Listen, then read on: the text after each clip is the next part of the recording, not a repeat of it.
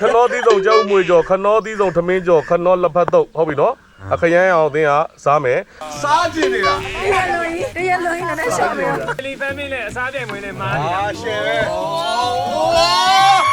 ဒါခနောဟင်းလေးရတယ်ဆိုတော့နော်အရင်ကောင်းပြည့်စုံတယ်တစ်ခုလေးပဲမှာကျင်တယ်တစ်ခုလေးပဲမှာကျင်တယ်တီတီချာချာအရသာခံပြီးစားပါစားကောင်းပါစေ ကြောက်ပါကြောက်ပါကြောက်ပါကြောက်ပါ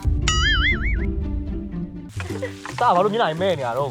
ဒီမှာရိုက်ထားတယ် နေပါ အရသာမလို့လားဟာဖေးနေတယ်ဗျလက်နဲ့ကိုဆွဲတာလက်နဲ့ကိုဆွဲတာဟောတက်ဖြစ်ပါကောင်းလားကောင်းဟုတ်ပြီသွားအေးဒီမှာ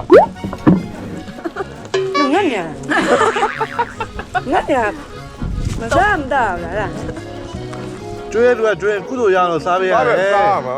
ဘာမှမသိဘူးမစဉ်းစားပဲစားလိုက်တာပဲသူများရတော့စဉ်းစားတယ်ငါခုလောက်ထွက်တယ် option ဒီတော့ဘာတွေးမိလဲဆိုဘာမှတော့မတွေးမိကုန်သွားပြီလို့ ဟိုကျွန်တော်တို့ကဒါကတော့ဟိုပါပေါ့ရိုးသားဆုံးနဲ့ကျွန်တော်ပြိုင်ပွဲတစ်ခုကိုကျွန်တော်တို့ရှင်းပြိုင်နေတာဖြစ်တဲ့ကြောင့်မလို့ မတွေးဘူးနော်မမ မတွေးဘူး သူဆိုစားလိုက်တာပဲအယိုးကန်လေး